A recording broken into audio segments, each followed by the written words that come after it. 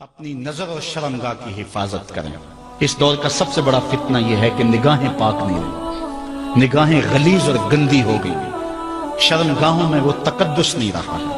حضور علیہ السلام نے ارشاد فرمایا، من زنا زنیا بہی ولو بہی تانے دارے ہی، جس شخص نے زنا کیا یہ عمل اس کے گھر بھی لوٹے گا اگرچہ اونچی اونچی دیواریں کیوں نہیں کر دیتے۔ یہ مکافات عمل ہے۔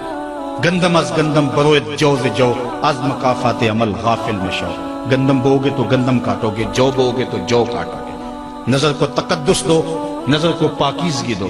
حضرت لقمان حکیم کہتے ہیں کہ میں کئی نبیوں سے ملا ہوں، کئی نبیوں سے ملاقات کی ہے، اور میں ان سے دو چار باتیں جمع کی ہیں، اور ان ساری باتوں کو میں نے جمع کر کے 100 باتیں جمع کی ہیں، اور ان کا پھر میں نے خلاصہ تیار کیا ہے۔ ان میں 8 باتیں الگ کی ہیں۔ ان 8 باتوں میں ایک بات یہ ہے، جب کسی کے گھر جاؤ تو نظر کو حفاظت میں رکھو۔ جس شخص کے مہمان بنو، جس کے گھر جاؤ، تمہاری نظر نہ بھٹکنے پائے۔ نظر اگر غیر محرم کو شہوت سے دیکھتی ہے، حدیث میں آتا ہے کل قیامت کے دن جہنم کی آگ سے بھر دی جائے گی، وہ سخت رسوا ہوگا۔ آج میڈیا کی آوارگی اور انٹرنیٹ پہ جو کچھ ہو رہا ہے، ٹیلی ویژن اور سینما جو بدتمیزی پھیلا رہے ہیں، اور موبائل پیکر جس طرح بے حیائی کو فروغ ہو رہا ہے، ہم اس کے خلاف پوری قوت کے ساتھ بند باندھیں۔ اپنی اولادوں کے ہاتھوں سے ناول چھین لو، ان کے ہاتھوں سے جو ہے وہ فلمیں چھین لو، ان کی خلوتوں پہ نظر رکھو اور ان کی حفاظت کرو۔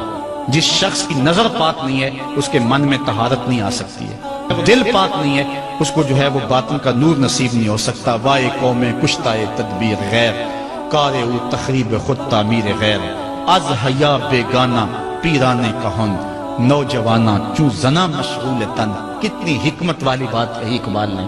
وہ اپنے دور کا دکھڑا سناتا ہے، جس دور سے ہم گزر رہے ہیں اب تو عجیب حال ہو گئے۔ اقبال کہتا ہے یہ جو میرا دور ہے، جوان تو جوان رہے، بوڑھوں کی نظروں میں حیا نہیں رہا۔ از حیا بیگانہ پیرانے کہن، بوڑھے لوگوں کی آنکھوں میں بھی اقبال کہتا ہے حیا نہیں رہا۔ نوجوانہ چوں زنا مشغول تن، اور نوجوان عورتوں کی طرح اپنے تن کے ساتھ لگے ہوئے ہیں، اپنے تن کو سنوارنے میں ہر وقت کنگھی پٹی میں لگے ہوئے ہیں۔ یہ مردوں کا کام نہیں ہوتا، یہ دلیروں اور بہادروں کا کام نہیں ہوتا، یہ عورتوں کے وظیفے ہیں۔ در دل شاں آرزوہا بے ثبات، مردہ زائن از بطون امہات، ان کے دلوں میں آرزویں کوئی اور ہی ہیں اور ماؤں کے پیٹوں سے مردہ جنم لے رہے ہیں۔ دخترانے او بزلف خود اسیر، شوخ چشموں خود نماؤ خردہ گیر، اور قوم کی بیٹیاں اپنی زلف کی خود قیدی ہو چکی ہیں اور ہر وقت جو ہے وہ اپنے آپ کو آئینے میں دیکھتی رہتی ہیں۔ ساختہ پرداختہ دل باختہ، ابروآں مثل دو تیغ آختہ، وہ جو گھر کی رونق تھی، جو آبرو اور حیا کا دوسرا نام تھا، آج وہ دل پھینک قسم کی ہو گئی ہے۔ آہ قوم میں دل سے حق پرداختہ، مرد و مرگ خیش را نہ شناختہ۔ اقبال کہتا ہائے قوم کہ جو مر گئی اور اسے ابھی تک پتہ ہی نہیں چلا کہ میں مر چکی ہوں اور جینے کا سامان نہیں کرتی۔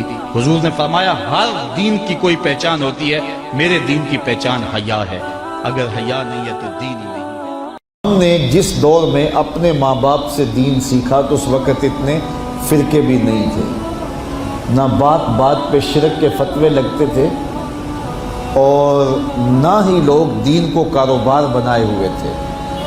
اس وقت کوئی کھڑا ہو کے نعت بھی پڑھتا تھا تو اس کی آنکھیں بند ہوتی تھیں اور تصور مدینے کی گلیوں کا طواف کر رہا ہوتا تھا، اور اگر کوئی پیر طریقت تھا تو اس کا مقصد مخلوق کو اللہ تک پہنچانا تھا، لوگوں کا دل اپنی جانب موڑ کے مائل کر کے اپنی جیب گرم کرنا مقصد نہیں تھا۔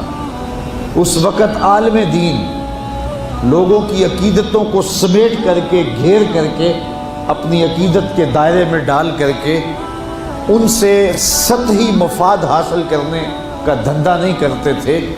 اس وقت عالم دین بندے کو گناہ سے نکال کر کے اللہ کی دہلیز پہ سجدہ ریز کرنے کا کام کرتے تھے۔ اور آج ہم دیکھتے ہیں کہ فرقہ پرستوں نے اسلام کو توڑ کے رکھ دیا، اور جو لوگ بیچارے اللہ کے حضور سجدہ ریز ہوتے ہیں ان پر شرک کے اور بدعت کے فتوے لگا کر کے ان کو اسلام سے بدزن کرنے کی کوشش کی، اور نعت خوانیاں ایک بہت بڑا کاروبار بن گیا، اور پیری مریدی ایک بہت بڑا دھندا بن گیا، تو اس دور کے اندر اپنی اولاد کو سنبھالنا، وہ طرح طرح کے سوال کرتی ہے، پوچھتی ہے، تو پھر ان کو دین پر مطمئن رکھنا اتنا آسان کام نہیں ہے۔ ہمارے والدین نے ہماری تربیت کی تو ان کے لیے قدرے آسان تھا، لیکن ہمارے لیے اپنی اولاد کو سنبھالنا اور دین کی راہ پر ڈالنا قدرے مشکل ہے۔ لیکن ہمارے والدین نے جو آسان کام کیا تھا اس کے لیے بھی بڑی محنت کی تھی، اور ہم اپنی اولاد کے لیے کیا اتنی محنت کر رہے ہیں جتنی محنت ہمارے والدین نے ہمارے اوپر کی تھی۔ تو اگر ہم نہیں کر رہے تو پھر ہماری اگلی اولادیں یا ان کی اگلی نسلیں پھر کن ہاتھوں میں ہوں گی؟ تو اس لیے ہمیں خاص طور پہ سوچنا چاہیے۔ میں نے قرآن مجید کی جو آیت کریمہ پڑھی ہے اس میں ارشاد فرمایا، اپنے آپ کو اور اپنی اولاد کو دوزخ کی آگ سے بچا لو جس کا ایندھن انسان اور پتھر ہے۔ تو مجھے اور آپ کو اپنی اولاد کی حفاظت کرنی چاہیے۔ بعض اوقات ہم وطن چھوڑ کے یہاں آتے ہیں اس لیے کہ ہماری اولادوں کا مستقبل ٹھیک ہو جائے۔ ہم خود پردیس کاٹ لیتے ہیں، تنہائیاں کاٹ لیتے ہیں، اذیتوں سے گزر جاتے ہیں، لیکن اولاد راہ مستقیم سے بھٹک جاتی ہے۔ تو ہم نے ان کی دنیا کی زندگی کی تو سنوار دی، لیکن جو حقیقی ابدی اور سرمدی زندگی ہے جو کبھی ختم ہونے والی نہیں ہے تو وہ برباد ہوگی۔ تو ہم نے اپنی اولاد کا بھلا نہیں کیا ہے، اپنی اولاد کا نقصان کیا۔ تو ہمیں چاہیے کہ ہم اپنی اولادوں کی حفاظت کریں، اور اولادوں کی حفاظت کیا ہے؟ ان کے اخلاق اچھے ہوں، ان کا کردار خوبصورت ہو، ان کے دین کی حفاظت ہو، اور وہ ایک صالح، سچے اور کھرے مسلمان کے صورت اپنی زندگی گزارنے کی مشق کریں، اور اس کا عملی نتیجہ ہماری آنکھوں کے سامنے ہو۔ میرے حضور نے ارشاد فرمایا کہ اپنی اولادوں کو 3 چیزیں سکھاؤ۔ پہلی چیز حب نبیکم، اپنی اولاد کو نبی کریم علیہ السلام کا پیار سکھاؤ۔ دوسری چیز وحب اہل بیتہ، اور حضور کے اہل بیت کا پیار سکھاؤ۔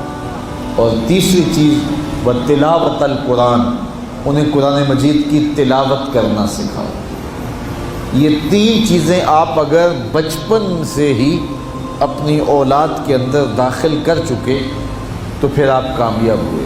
یہ بات ذہن میں رکھیے کہ ہم اس وقت متوجہ ہوتے ہیں اولاد کی تربیت کے لیے جب وہ ہمارے ہاتھ سے نکل چکی ہوتی ہے۔ ہمارے گھروں میں ہماری صبح کا آغاز قرآن مجید کی تلاوت سے ہو تو پھر خیر و برکت کے قافلے ہمارے گھروں میں اتریں گے۔ قرآن ہماری زندگی کو بدلنے والی کتاب ہے۔ جب ہمارا ربط اس کتاب سے ہو جائے گا، پختہ تعلق اس کتاب سے قائم ہو جائے گا، تو پھر زمانے کی تیز آندھیاں بھی ہمارے پائے استقلال میں لغزش نہیں لا سکتی ہیں، نہ ہمارے عقائد میں خرابی آ سکتی ہے، نہ ہمارے عمل میں کمزوری آ سکتی ہے۔ اس لیے ہمیں معمول کے طور پہ قرآن مجید کو اپنی زندگیوں میں شامل کرنا چاہیے اور اپنی اولاد کو اس کا خوگر بنانا چاہیے۔ ایک زمانہ تھا کہ ہر گھر میں صبح کو قرآن کھلتا تھا، اور آج وہ دور ہم سے چھوٹتا چلا جا رہا ہے۔ صبح کے وقت موبائل تو کھلتے ہیں لیکن قرآن نہیں کھلتا، جس کا نتیجہ کیا؟ آج بے برکتیوں کے ڈیرے ہیں۔ کثرت مال کے باوجود بھی ہم بے برکتی کی بات کرتے ہیں، اس لیے کہ ہمارے گھروں میں قرآن مجید کا چراغاں نہیں ہے۔